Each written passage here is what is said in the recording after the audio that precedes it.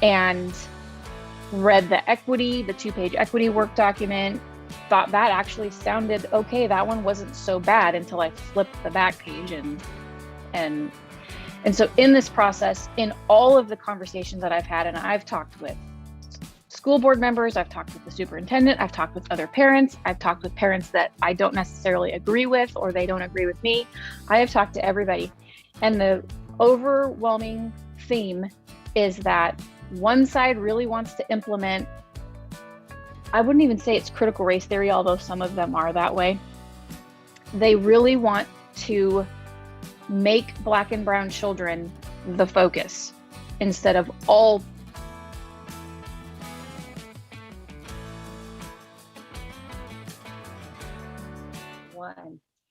Hi, welcome everybody. You are on the Cheap Mama Life podcast. And as I mentioned before, we're going to do a bunch of special edition short series on what's going on in the Litchfield Elementary School District. Because if it's going on at Litchfield, it's going on all across the nation. We've seen it in the media all over the place. And what we thought the best way to get information out to help people really understand and make decisions about what's going on in their communities and decide whether it's even something they want to get involved in is to have you talk to parents, moms, dads, and this invitation, just so that anybody who questions it is open to those of you that are all for critical race theory. I am more than happy to have a conversation. I've said it before, with somebody that wants this or wants the equity that's going on, the equity work, if you don't want to call it critical race theory, because I know that's part of it, is that people say, well, it's not that. So anyway, today I have a good friend that I've gotten to know and love through this by the name of Jen Rockwell. Jen, would you introduce yourself real quick and tell the audience a little bit about you? Sure. Yeah. So I am wife of 18 years and a mom of 2 kids. My oldest will be in 11th grade in the fall, and she went through LESD school district. And my son will be in 7th grade, and he also has been through the district. And we were at Palm Valley and Wigwam Creek and Bell and Soto. And now my daughter's at Canyon View. And we love this community. I feel fiercely protective of LESD, which is why I have jumped in the ring and gotten myself probably overly involved, but wanting to just make sure that we are always putting all kids first. And that's why I'm involved. Awesome. Jen, what is it that alarmed you or made you aware in the very beginning that this isn't when the equity statement first came out, that the equity statement wasn't what it appeared to be, or wasn't something that you wanted in your schools with your kids? What were some of the triggering events or thoughts that you had at that time? Right. So I initially was made aware that any of this was going on because a friend of mine had sent me the TEW document, and I read through that and was very concerned and alarmed. I got to the second page where it talks about lowering discipline standards for Black and brown children. And then in that document, it talks about making sure that we're hiring diversity versus, it didn't say anything about most qualified. And that bothered me because while I am white, obviously, I have nieces and nephews who are mixed. My brother-in-law is Black. And I would be horrified as a parent if somebody was telling me that they were lowering standards because they didn't think my child could measure up because of the color of their skin. That felt gross and yucky to me. And in the process, started uncovering things and becoming more informed and not resting on my laurels and just assuming that because LESD was such a great district that they were always going to be great. I realized that was a mistake on my part, that when you have something that's as good as LESD, people are going to come in and try and destroy it. and I wasn't protecting it like I should have. I wasn't being involved. I wasn't going to school board meetings. And in the process, went to my first board meeting in 3 years in April, and read the 2-page equity work document, thought that actually sounded okay. That one wasn't so bad until I flipped the back page. And so in this process, in all of the conversations that I've had, and I've talked with school board members, I've talked with the superintendent, I've talked with other parents, I've talked with parents that I don't necessarily agree with, or they don't agree with me. I have talked to everybody. And the overwhelming theme is that one side really wants to implement, I wouldn't even say it's critical race theory, although some of them are that way. They really want to make Black and brown children the focus instead of all children. And I don't know how we get around that other than to recall board members, do what we need to do to get parents involved that care about all children, regardless of the color of their skin. So what brought you to the point that recall, or you felt like recall was the only solution? That I mean, and how much did you know about critical race theory going into this? I mean, was this something that you knew about, you were on the lookout for, and you were aware of, or were you educated as the process started? And at what point did you personally feel like, okay, there's absolutely no moving forward for us as a district with those that were currently in office? What were some of those factors for you? I know of critical race theory. Like I said, I have Black and brown nieces and nephews. Like my nieces and nephews are mixed, and so race, regardless, is always a topic of conversation, and it has to be. It would be silly to ignore that there aren't race issues in this country. And so last summer, we all happened to be at a family reunion when the George Floyd situation happened. And so it was obviously a topic of conversation. And then as I started to learn and understand and kind of dig into that, I became more and more aware of 1619 Project and what that was looking like in schools, and how they were trying to implement that. Never in my worst nightmare did I think that would be something we would have to deal with in LASD or Agua Fria, because I have kids in both. And it's been more prevalent in my daughter's high school, so in Canyon View. And I think it's because, I can only assume, because her principal is Black or African American. And so obviously that's something that he deals with every day because he is a man of color. And so things have started to make their way into the high school that didn't necessarily come into the elementary school. So I've been aware of it on that front. So when I saw that it was happening in LASD, that was very alarming to me.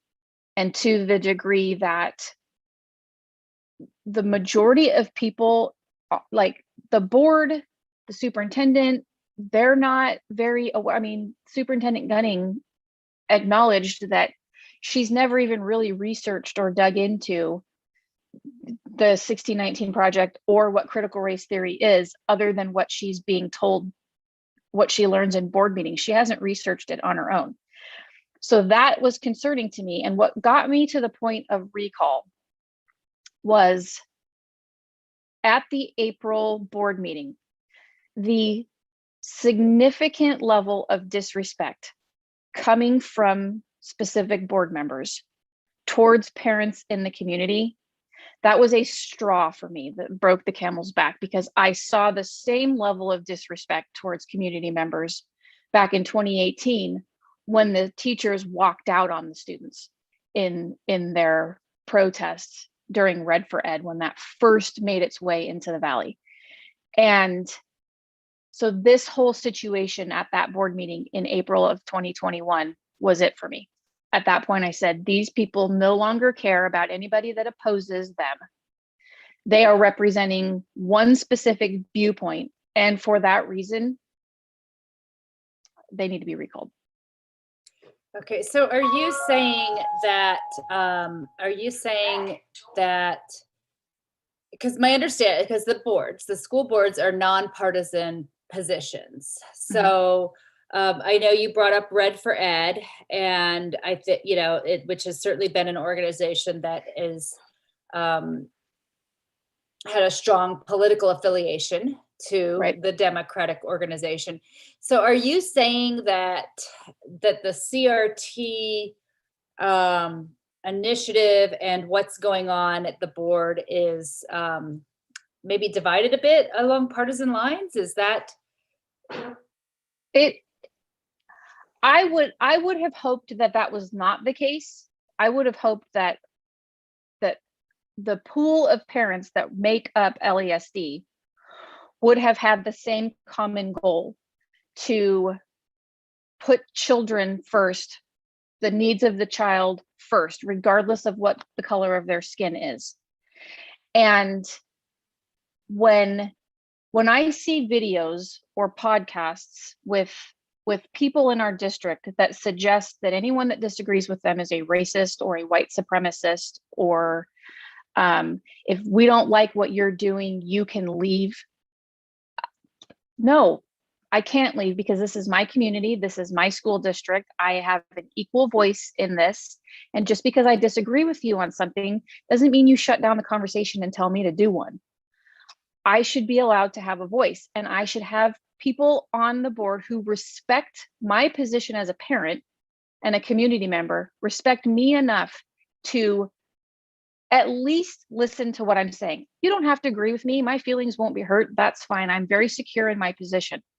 But to disregard, disrespect, dismiss in the entirety when you've never even had a conversation with me, you've never even taken the time to sit down and have a conversation, that's not representing me. That's not what I elected you to do. right? Right, absolutely. Now you brought up the podcast or the video. I think that's the Castine for Arizona Correct. podcast series. Correct. And I had another mom speaking to specific clips. Okay. So I'm not sure that. So tell me about that.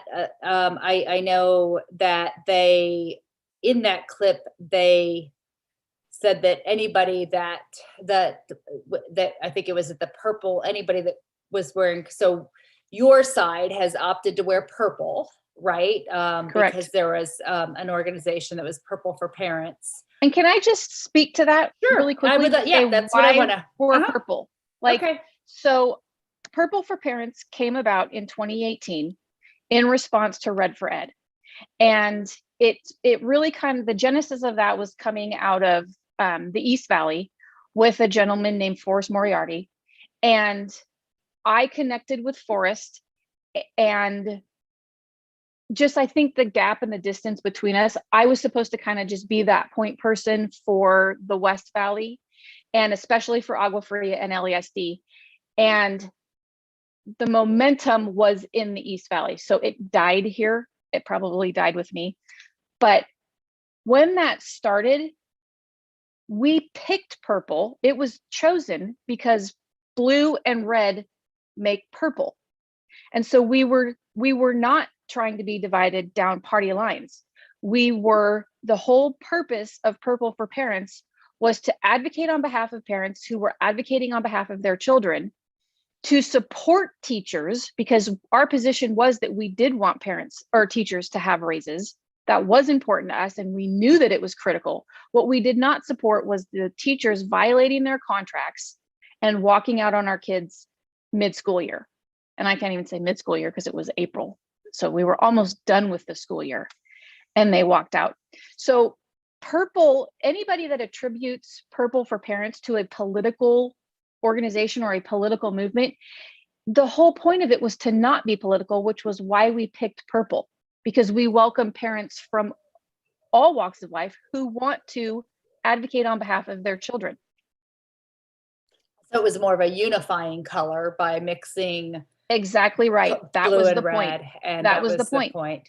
And And I think so, why the video with Castine was was so frustrating, and why it speaks to why we needed to have a purple for parents to unite parents, is when Mary Kay in the video talks about the student teacher parent relationship and compares it to patients, doctors, and people in a waiting room. And she insinuates that the teachers are the doctors, the students are the patients, and the parents are in a waiting room. And a doctor would never go to somebody in a waiting room to confer on what they should do with a patient. That is exactly why we are purple for parents, because that level of disrespect and disregard for the parental aspect of the educational stool, which I always say, education is like a three-legged stool. There's the student, the teacher, administration, and the parents. And without one of those legs, the stool will not stand. And so for them on that video to completely disregard and all be in agreement that parents don't have any, like, parents, do you just go sit in the waiting room and we'll be the professionals and we'll do what's best for your kids, and we don't need to talk to you about it because we know better than you. No, that's why we have purple for parents. So for them to suggest that we are a white supremacist organization or anything along those lines, that's the first thing they're going to say when they know we're right and they're trying to disregard us and discredit us. You're a racist, you're a white supremacist, and that is not true. It's not true. And that's why I'm doing this podcast. This is, I don't have any desire to be a huge vocal point or a point person or somebody that wants to spread the news, like, Right. But when you start calling me a white supremacist, that's not okay. Yeah, and Jen, that's been my experience of everybody who's been involved in this movement to try and put a halt on the critical race theory. That's really been my experience. Is nobody looked for this. Nobody was out here looking for it. It Right. kind of showed up on our doorstep here at Litchfield.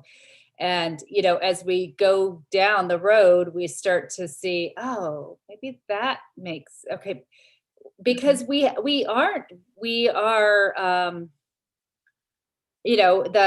the population from all of the graphs I've looked at is fairly evenly split between Correct. Hispanic and Caucasian.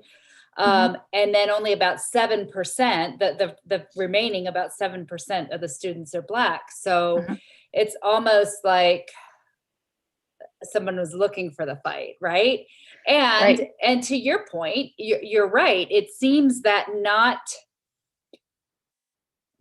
every member on the board even knows. And I think even watching that one video, it almost seems that even the board member that they're accusing of just creating everything. I watched a recent video today, and that's again one of those that we're sharing on the site.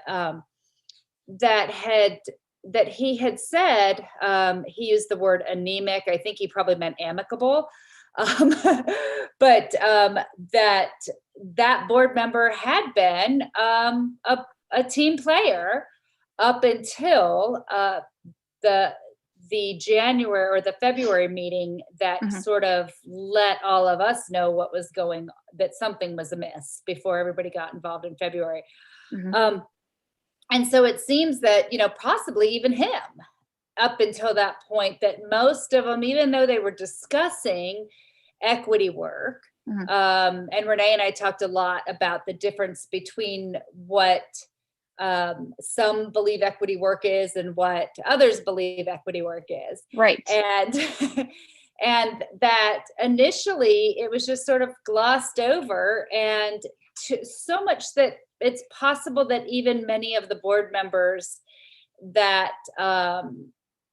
now seem to be, because that was the video's main criticism, was that the district is kind of slowing down and stepping back because they are hearing parents out. And there was a lot of criticism against the board for that. And so tell me a little bit more about how you've come to the realization that, you know what, maybe the supervisor or maybe different board members didn't necessarily know as much about what was being implemented, or I was as shocked. far down this train that we Right. already are, right? Right. Well, and that's why I went into this initially offering the benefit of the doubt and not assigning bad motives. To want all children to be successful is a great goal. And so I believe that that was the goal. Like, I believe that they had some data. I don't think that it was complete data. And I think they took a giant leap in their interpretation of this particular data in suggesting that LESD has any type of targeting of Black or brown children, or that we specifically turn away any staff or administration or teachers because of the color of their skin. That's never been a thing. But it was shocking to me in speaking with Superintendent Gunning when she told me that she did not even really know what critical race theory was and had not really looked into what the 1619 Project is. Yet she was the one that was responsible for forming these committees to implement diversity, equity, and inclusion. I think she went into it with good motives, but I think she needs to do a little more research and understand what people like Ibram X. Kendi, what their true intentions are, who they align themselves with, who's funding them, who's funding their research, who's funding their books. Calvin Terrell, who's promoting him? Why is he speaking with the Arizona School Board Association? Why are all of these school board members having to go to these trainings that suggest that we should be making any decisions based on the color of somebody's skin? And that any person that suggests that the color of your skin is not a factor, you are now a racist for that. And Dr. Martin Luther King Jr. was too soft. And he's not even really relevant because we just can't even work with the other side anymore. And Dr. King wanted to find peace. They don't want peace. I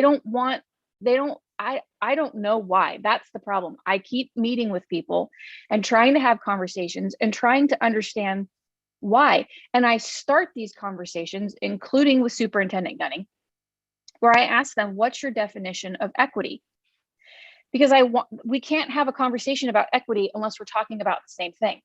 And some haven't been able to give me a definition, but the common definition that I get is we want equitable access and equitable resources for all children. Okay, so that sounds great. I can agree with that, except you're defining equity by using the word equitable.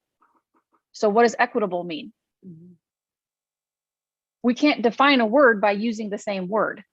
Right. I need you to go deeper than that. I need you to tell me. And I take it a step further and I say, do you mean outcomes? Do you want everybody to have the same outcome? And transparent, they say yes. Yeah.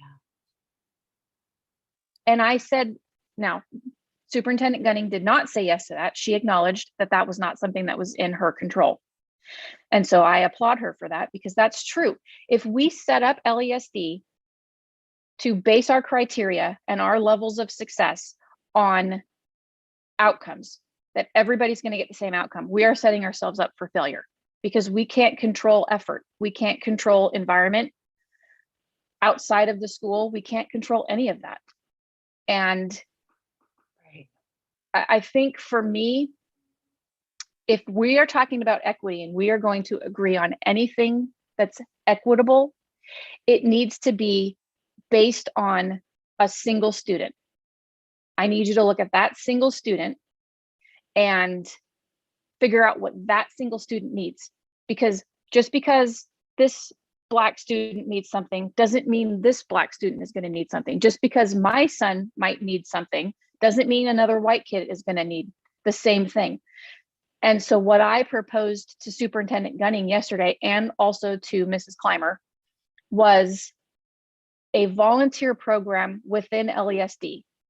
And then you have a point person in the district, and then each campus, each school has a point person, somebody that's on the volunteer committee with the PTO or PTA, and they manage volunteers. Like, I've spoken to so many people within Pebble Creek that would love to come in and read with kids or teach them pickleball, or there are plenty of people in our community that just have to be asked or just have to have the opportunity presented to them, so that you can come in and be that child's advocate. If a parent is working 3 jobs and they're a single parent and they've got, multiple children and they need some help, let's have somebody in the community come alongside and advocate for these kids and be that point person, and be that person that when the teacher has punched out and off the clock, although I know very few teachers that ever punch out or off the clock, they work insane hours. But that point person in the community can have a conversation when it's convenient for both the parent and that person to have a conversation and say, hey, here's what went on with Johnny today, or here's what's happening. Do you have any concerns that I can help you with? And we can volunteer for that. We don't have to label every child or paint every child with the same brush. They don't do it in the court system. Right. I'm a CASA volunteer.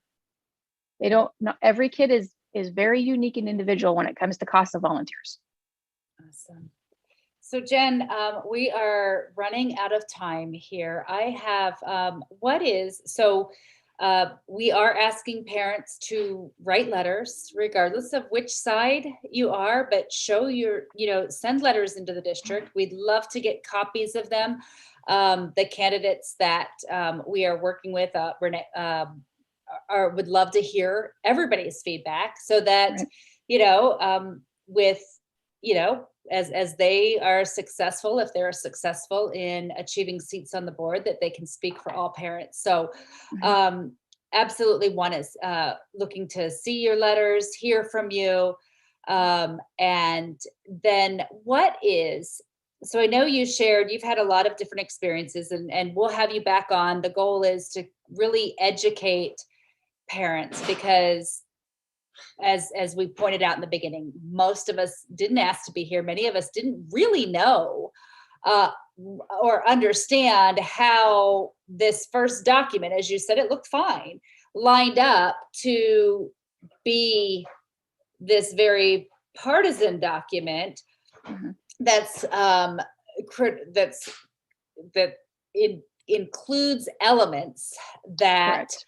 Are CRT. And I know, I think I'm actually going to share something here that I saw today. Question: is critical race theory racist?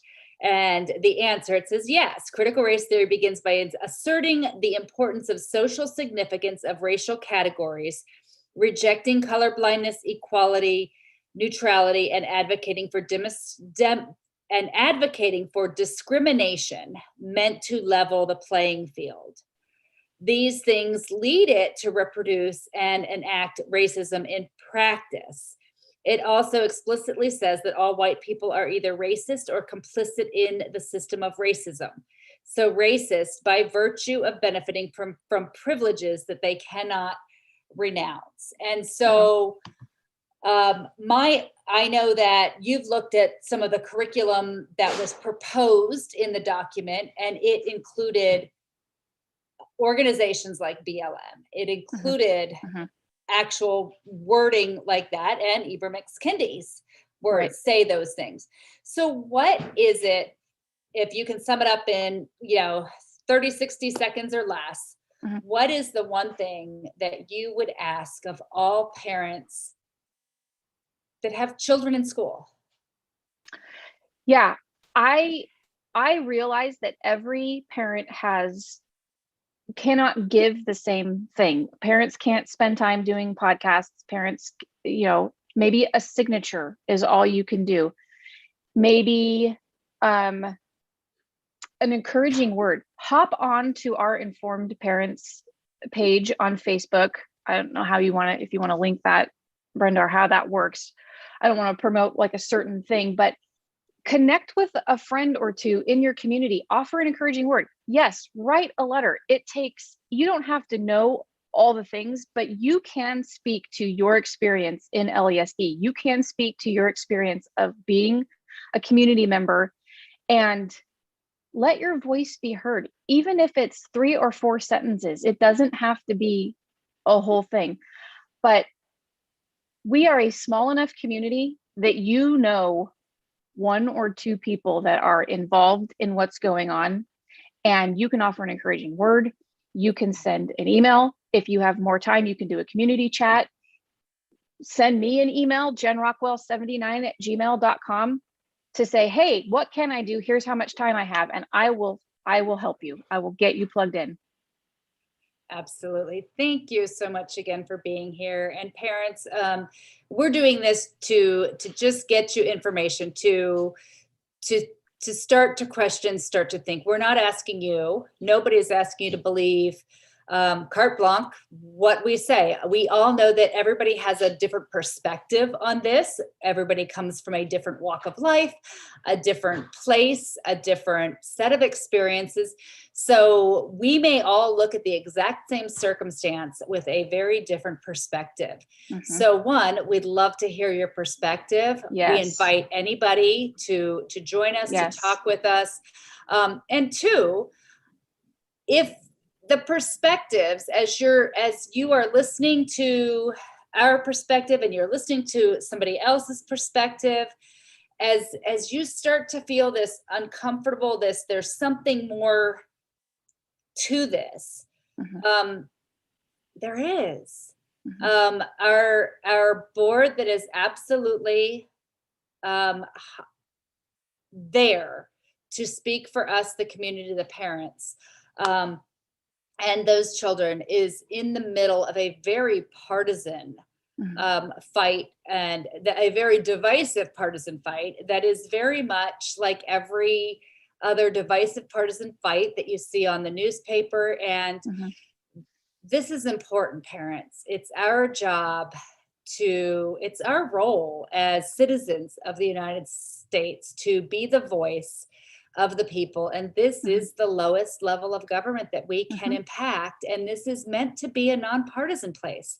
Right. So this is where our wishes can be heard. So if there's any stirring in you that it doesn't make sense, that you just learn more, get more, and form an opinion that's being formed by your own research. We're happy to point you to directions of books.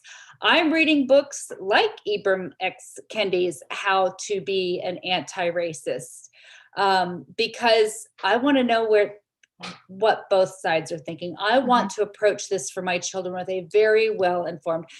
Our world is changing day in and day out, and we recognize that we, even those that maybe have more traditional values, there may be areas that we need to compromise and get with the program, right?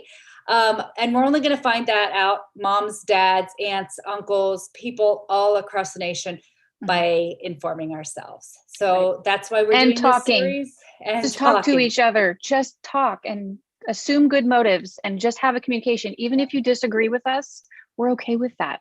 Wouldn't it be awesome if it wasn't just purple for parents, and it was and the entire nation just said, can we mix this red and blue together a little bit and come up with purple? Great. Thank you so much, Jen, for being here Thank you, today. Brenda. I really appreciate your time and look forward to having you back. Thank you.